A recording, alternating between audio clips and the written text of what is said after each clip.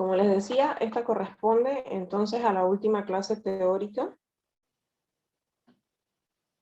donde vamos a ver los contenidos de la unidad número 5, que incluyen los hechos de tránsito, las lesiones por armas punzocortantes y las lesiones por proyectiles de arma de fuego. En cuanto a los hechos de tránsito, podemos tener diferentes tipos: colisión, atropello y vuelco también. Vamos a hablar un poquito de Panamá. Y es que en nuestro país tenemos una gran cantidad de lesiones traumáticas debido a efectos mecánicos, es decir, debido a accidentes de tránsito, ¿verdad? Y estas son las principales causas de incapacidad y muerte en nuestro país.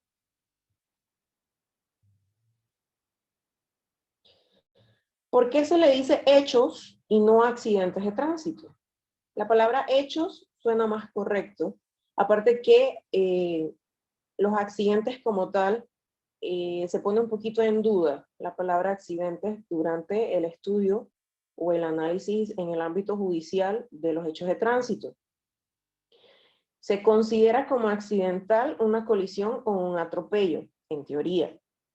Y durante la investigación de estos hechos, entonces es que vamos a tratar de identificar o diferenciar si ha sido objeto de homicidio o de un suicidio. Es decir, que yo le tiro el carro a mi exnovio o a mi exnovia, eso ya entra como intento de homicidio. O que yo simplemente voy por la vida llorando, ya no quiero vivir, el COVID me tiene estresada y me la aviento al primer carro que aparece en la carretera. ¿Ok?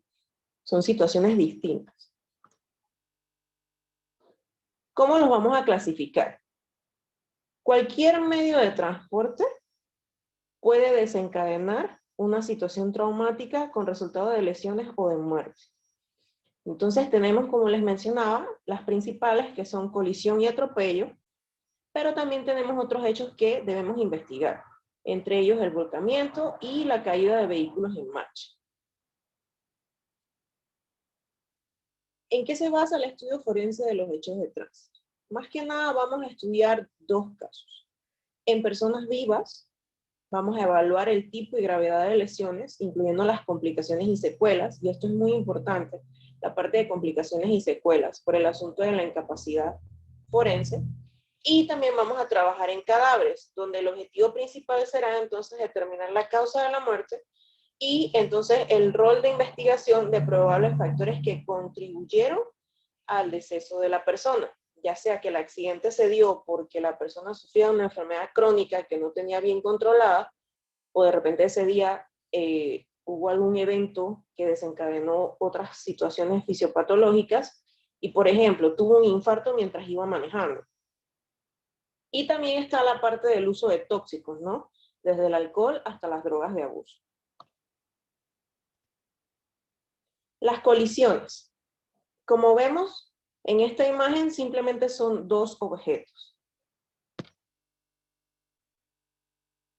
Es el impacto de un vehículo contra un objeto fijo o con otro vehículo que está detenido o en movimiento. El daño que recibe el cuerpo humano va a deberse principalmente al cambio de las velocidades, es decir, a los efectos de aceleración y desaceleración. Este cambio de velocidades durante el movimiento se puede medir. ¿Y cómo lo medimos? Por ejemplo, cuando estamos trabajando en atención prehospitalaria, es decir, el personal que viaja en una ambulancia y que es despachado para evaluar un accidente de tránsito, trabajamos igual que los peritos forenses. Nosotros vamos en la ambulancia y cuando llegamos a la escena vemos la magnitud de la escena. Posteriormente vamos a ver la situación que tenemos ante nosotros, ya sea 1, 2, 3, 4 vehículos, el tamaño del vehículo y, lo más importante, el estado de los vehículos. Nos va a ayudar a determinar o a pensar las posibles lesiones que vamos a encontrar en el cuerpo de estas personas. También vamos a tratar de estimar la cantidad de fuerza que fue ejercida y el área del cuerpo que se ve afectada.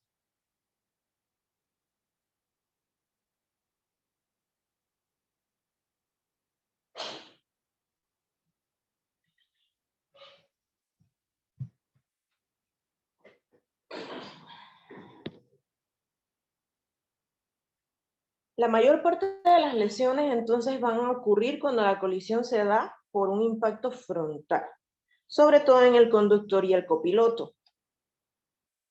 O, en un ejemplo ya un poquito drástico, un niño que vaya en medio de los dos asientos frontales, pues llevará la peor parte de las lesiones. La fuerza principal se va a ejercer también en los otros ocupantes del vehículo, los que van atrás, y van a ser por efectos de desaceleración y dependiendo del tipo de dirección que se ejerza durante la colisión.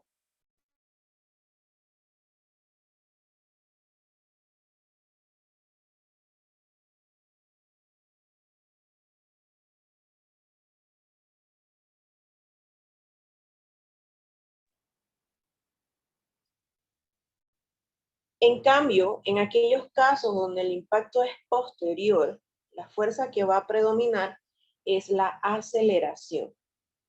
¿Okay?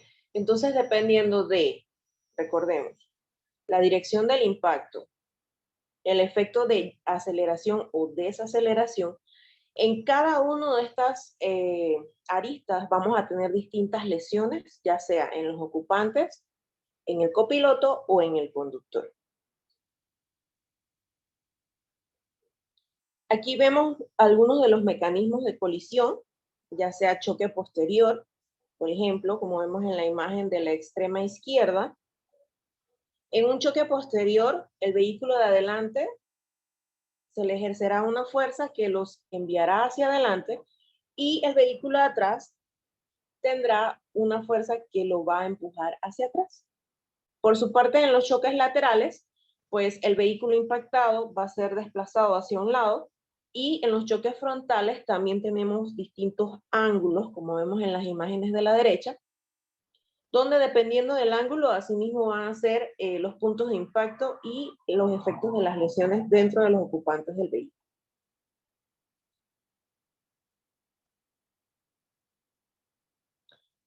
Vamos a hablar de ciertas características muy importantes. Vamos a comparar con el programa CSI. No, era CSI, no recuerdo. Algunos de estos programas que intentan hablar sobre temas de medicina forense. Un señor paga 20 y tantos de años de cárcel porque él iba manejando y atropelló a una niña y la mató. Al final del capítulo resulta que fue la hija del señor la que iba manejando ese día y que por un descuido, es decir, el teléfono celular, la chica pues se distrajo 5 segundos y atropelló a la niña. Pero como el caso fue, como en cualquier otro caso antiguo, pues simplemente los investigadores acataban lo primero que veían y eso era lo que ponían en su informe y eso era lo que iba al juicio y en base a eso se dictaminaba la sentencia. Entonces hay ciertas cositas que nos pueden ayudar a nosotros como investigadores a determinar quién conducía, quién era el copiloto y quiénes eran los ocupantes del vehículo. El conductor va a tener múltiples escoriaciones, equimosis y heridas en el rostro por efectos del parabrisas. Puede tener fracturas de cráneo y hemorragias intracraneales, también causadas por el impacto ya sea con los parales del vehículo, la ventana lateral o el parabrisas. Puede haber hiperflexión o hiperextensión del cuello, el conocido síndrome de latigazo, escoriaciones, heridas contundentes y fracturas expuestas y no expuestas en las extremidades por el efecto de que el cuerpo se moviliza hacia el tablero. Esto también va a incluir fracturas del fémur y de los huesos de la cadera, desgarros de órganos internos como el hígado y el vaso, fracturas en las costillas y el esternón. El desgarro de los órganos internos y también de las arterias grandes va a ser por el efecto de aceleración-desaceleración y la fractura en costillas y esternón, lo que puede ocasionar también un tórax inestable, son ocasionadas por el timón del vehículo. Podemos encontrar también contusiones en los pulmones. Hay una muy conocida que se le llama el efecto de la bolsa de papel y es que durante el impacto, como el pulmón es un órgano hueco lleno de aire, se puede reventar. Y también las contusiones cardíacas e incluso la ruptura del miocardio ocasionadas por el impacto con el volante del vehículo. Algunos otros tipos de contusiones en vísceras abdominales, en los órganos contenidos en el abdomen. Y bueno, lo que ya les mencioné sobre la ruptura de los grandes vasos. ¿Qué lesiones vamos a encontrar en los acompañantes y pasajeros?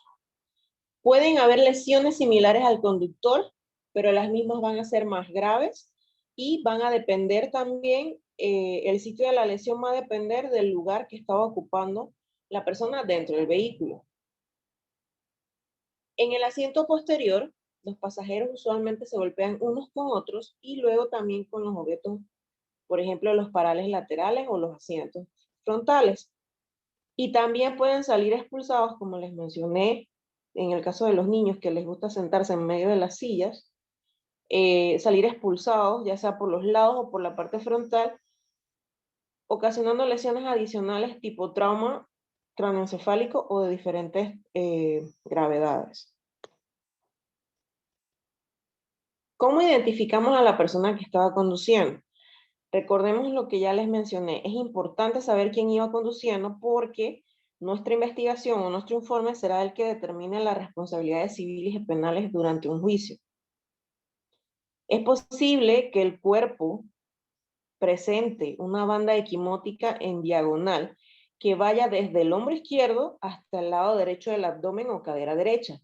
Esto corresponde a la posición del cinturón que durante el efecto de frenado o de colisión, dependiendo de cómo se activen las bolsas de aire del vehículo, va a ejercer una fuerza que va a tratar de detener el cuerpo para evitar mayores lesiones.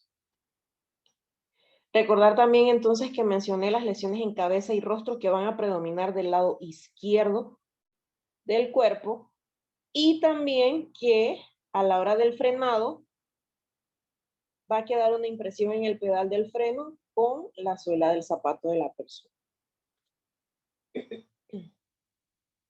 Ok, pasamos ahora a los accidentes en motocicleta. La morbilidad, que significa la cantidad de lesiones, y la mortalidad, es decir, la cantidad de personas fallecidas, en los hechos de tránsito que involucran vehículos tipo motocicleta, son mayores que las que suceden en vehículos a motor. Y esto es sencillo de saber la diferencia.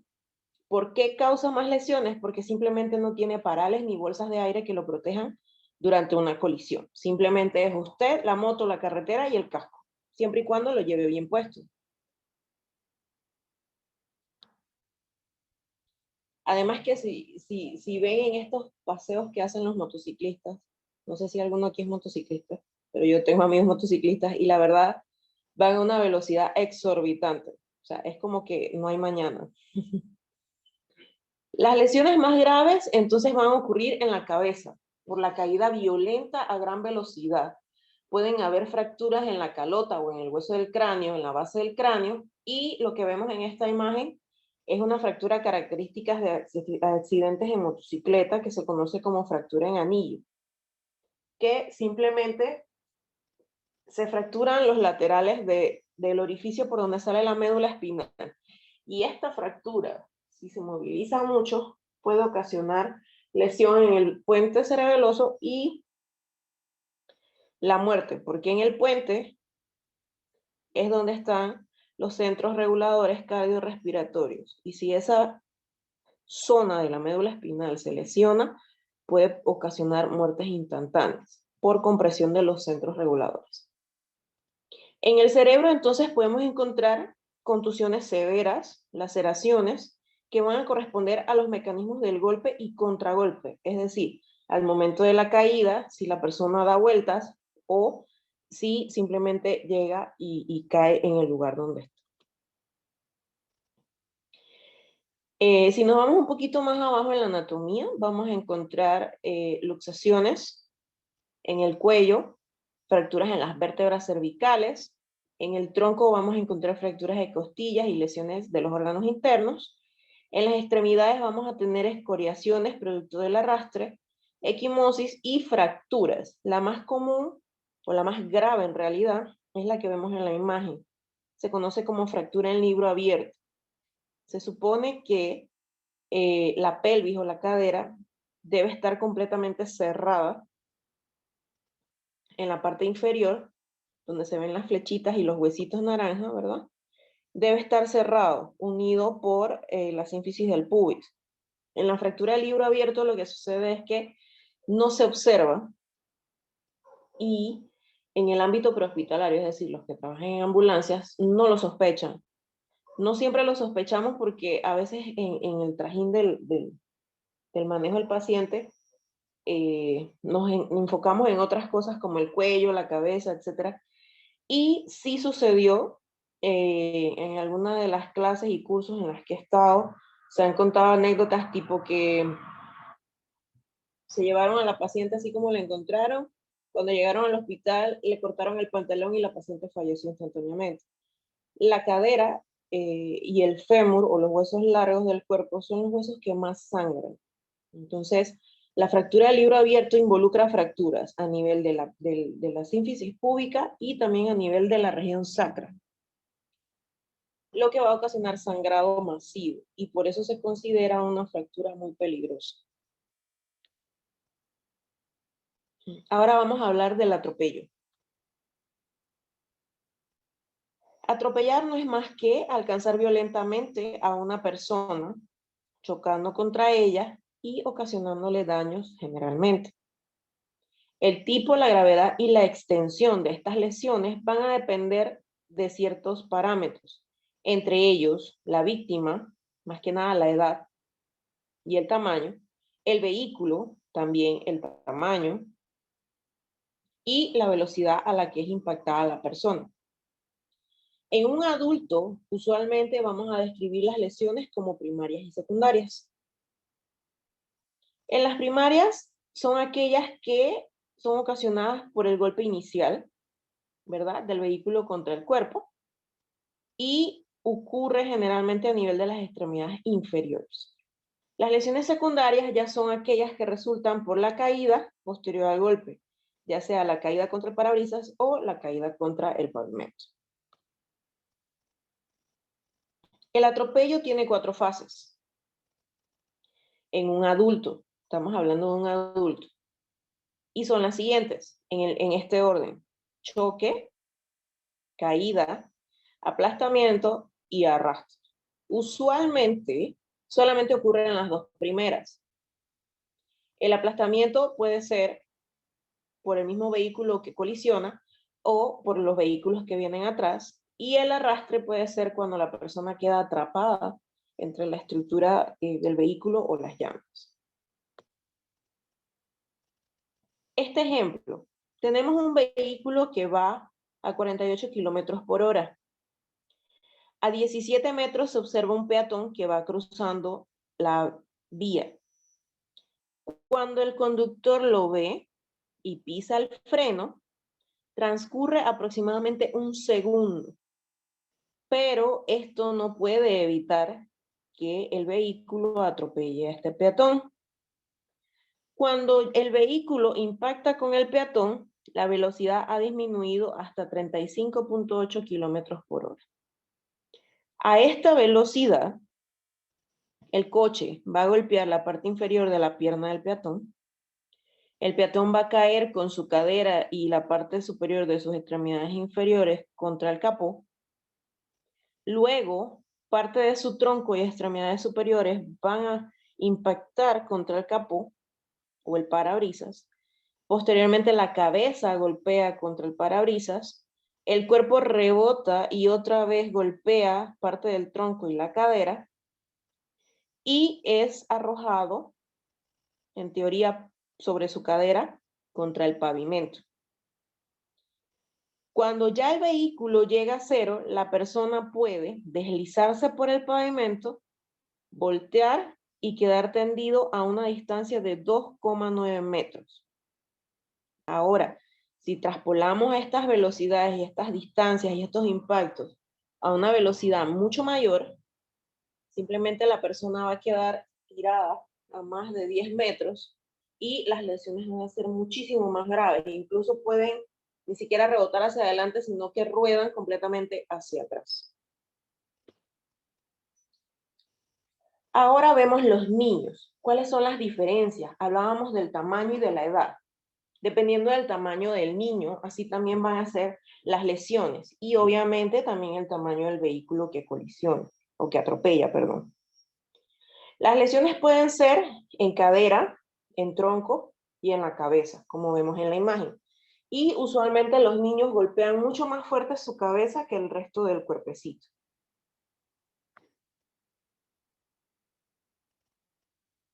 Seguimos hablando entonces de las fases del atropello. En los adultos, el atropello por vehículos tipo sedán tiene un impacto inicial en una o ambas piernas, es decir, la parte que está por debajo de la rodilla, es lo que se conoce como pierna. Y podemos encontrar lesiones contundentes, equimosis, escoriaciones, pueden haber fracturas expuestas o cerradas en esta zona de impacto. Con respecto a la caída, es decir, luego del impacto inicial, y obviamente dependiendo de la velocidad del vehículo, la persona puede caer sobre el capó, o la tapa del motor, sobre el vidrio del parabrisas. Y esto va a resultar en lesiones tipo escoriación, equimosis, heridas contusas o fracturas en cabeza, tronco y en extremidades, sobre todo extremidades superiores y en el fémur, por ejemplo. Durante el aplastamiento, es decir, cuando ya la persona o la víctima cae al piso, el mismo vehículo o otro que viene atrás puede pasar sobre la persona herida. El peso del vehículo en sí va a ocasionar lesiones adicionales a las del atropello, entre ellas lesiones en la piel, puede haber marcas de las llantas o lesiones en patrón, y también en el aspecto interno de esta víctima pueden reventarse los órganos. Para el arrastre, que no ocurre muy a menudo, luego de las 3 primeras fases del atropello, el cuerpo puede quedar atorado en alguna estructura del vehículo y ser arrastrado a cierta distancia. Entonces, vamos a encontrar lesiones como escoriaciones en llama en amplias zonas de la piel. Esto para relacionar un poquito las fases del atropello con las lesiones que podemos encontrar en la víctima.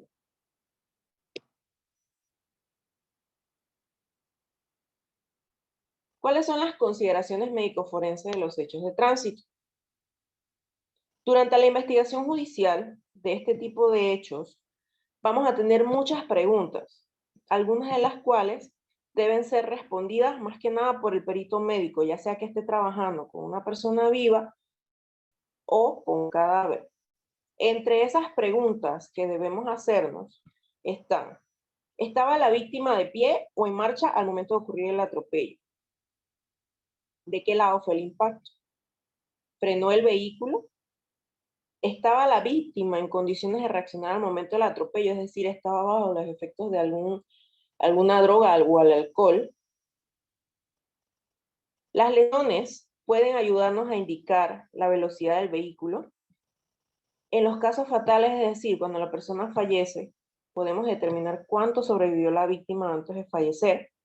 ¿Estaba la persona muerta cuando ocurrió el atropello? Esto es muy común hacia las áreas donde están nuestros aborígenes, porque recordemos que ellos estilan beber mucho y se acuestan en el primer lugar que ven, y lastimosamente pues lo que más les queda cerca es la calle, y a eso se refiere esta interrogante. También, ¿estaba la víctima intoxicada al momento de ocurrir el hecho? Entonces eso nos lleva a ver y los hechos de tránsito. En Panamá y en cualquier país del mundo es muy común relacionar el estado etílico con los hechos de tránsito. Y es que el alcohol es la droga de abuso más consumida en nuestro país. Y está demostrado que hay una relación directa entre consumo de alcohol versus incidencia de hechos de tránsito. Según las disposiciones legales referentes al consumo de alcohol, algunas se han hecho más rigurosas, pero esto en realidad es como un placebo. Puede disminuir la incidencia de lesionados y muertes a consecuencia de colisiones y atropellos, pero no los elimina del todo. Hay que recordar que un vehículo es una máquina compleja, cuya conducción requiere habilidades, buen juicio, control emocional, buena visión, coordinación, destreza y claridad mental, las cuales se van a ver afectadas no solamente por el consumo de alcohol, sino por algún otro tipo de droga, ¿verdad? Entonces, por ejemplo, a mí no me gusta manejar de noche porque yo uso gafas. Y por más que le ponga Free Vision y antirreflejo y todas estas cosas, siempre me molesta la luz de los vehículos. Tampoco me gusta manejar cuando llueve demasiado fuerte, porque tampoco veo. Digo, en teoría si llueve muy fuerte nadie ve bien, pero son situaciones en las que por lo menos a mí no me gusta estar al volante del vehículo. Ahora imagínense, si yo uso gafas, no veo bien, me molestan las luces, que me ponga a beber o a consumir drogas, pues ¿dónde voy a quedar con ese vehículo? Recordemos que el alcohol y cualquier otra droga se distribuye en los tejidos del organismo, excepto en las zonas grasosas. Y su concentración en sangre, que se conoce como alcoholemia, va a depender de ciertos factores. La persona bebió y comió al mismo tiempo, sobre todo si ingirió grasas o frituras, para que entiendan un poquito más. El tipo de bebida alcohólica que consumió. Hay bebidas alcohólicas que tienen más de 6% de contenido de alcohol. Eso con una o dos, a los que no beben mucho, los deja ya en mal estado. La presencia de enfermedades, sobre todo en el hígado, eso enlentece el procesamiento del alcohol. El consumo simultáneo de medicamentos o drogas también aumenta los efectos ya sea de las drogas, de los medicamentos o del alcohol. Y algún tipo de variación genética respecto a la sensibilidad del etanol. Por ejemplo, toda su familia es alcohólica, pero en realidad cuando uno llega a un punto de consumo semanal ya se le considera que tiene problemas de alcoholemia, hablando un poquito del sector salud. Pero qué suerte, usted se toma 2 traguitos y ya le da ganas de vomitar, se marea, le da sueño, empieza a bailar sobre la mesa, etcétera, etcétera.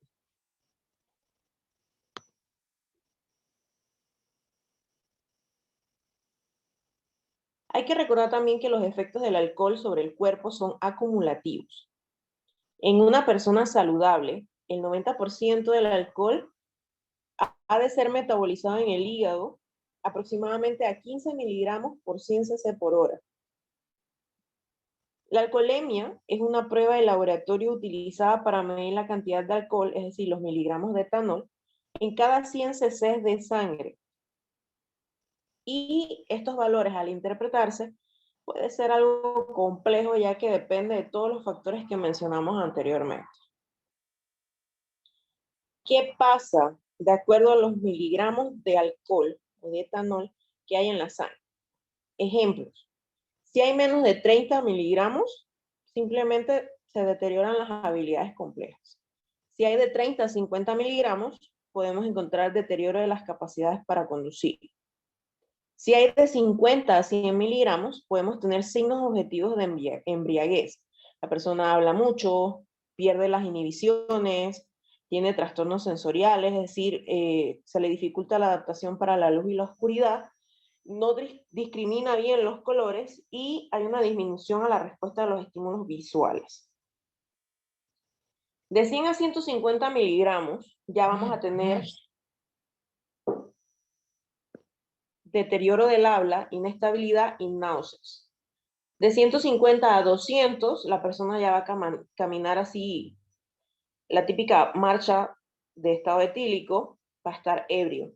Y de 200 a 300, pues lastimosamente no todos toleran esta concentración de alcohol en sangre, pueden presentar estupor, vómitos e incluso caer en un coma y caer en un estado etílico, que se considera una urgencia.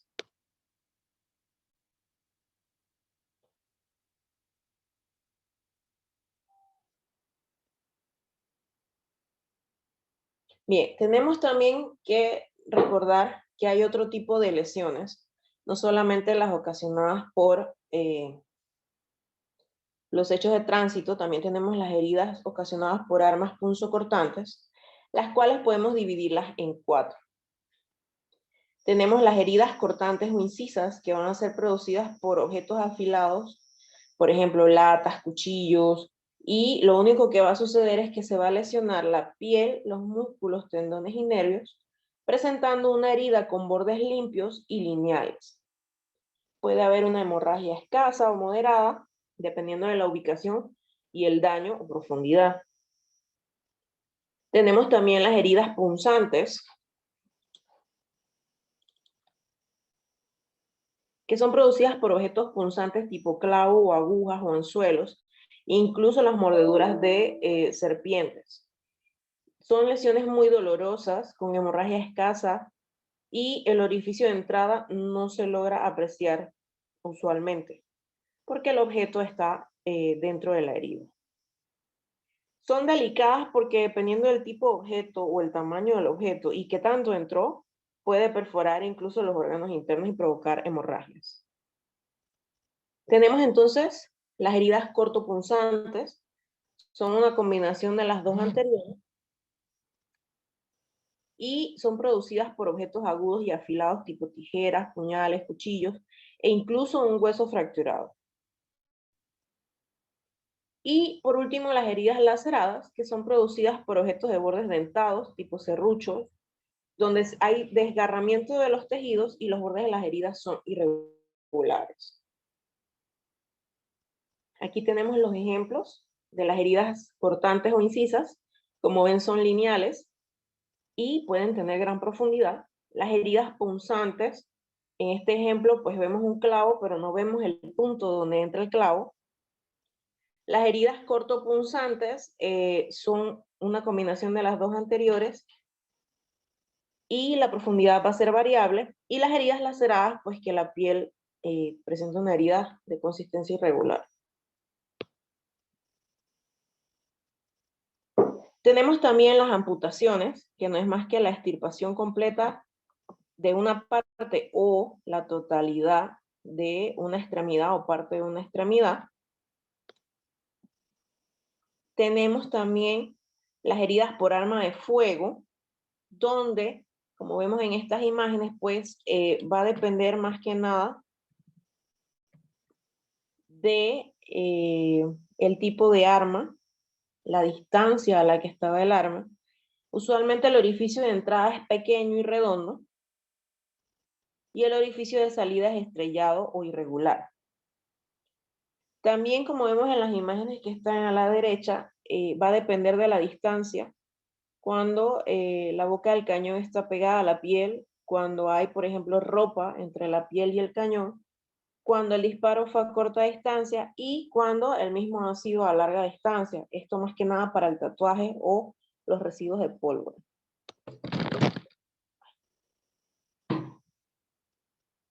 También va a depender mucho del ángulo en el que entra el proyectil. Como vemos aquí, un proyectil que entra completamente perpendicular y uno que entra con ángulo, ¿no? En la herida de entrada también va a ser distinta. La imagen que vemos a la derecha es un ejemplo de los efectos o las lesiones que van a quedar producto de una herida por arma de fuego. Cuando el proyectil entra a la piel, él va a romper la piel y llegar hasta estructuras internas. Al paso del proyectil, la piel tiene la capacidad de volver a su estado natural, mientras que cuando el proyectil ya lesiona huesos, produce fracturas conminutas y estas estructuras no tienen la capacidad de amoldarse a este tipo de lesiones. Aquí vemos ejemplos de heridas de entrada y de salida. También vemos en las imágenes de abajo lesiones por proyectiles a nivel del cráneo. En la primera, pues el proyectil está alojado en el lóbulo parietal derecho, mientras que en la que está más a la derecha, el proyectil y sus fragmentos, como pueden ver, hay 3 fragmentos, han rebotado múltiples veces dentro del cráneo y han producido este tipo de lesiones como en telaraña en el encéfalo. Bien, eso era para concluir con las distintas lesiones.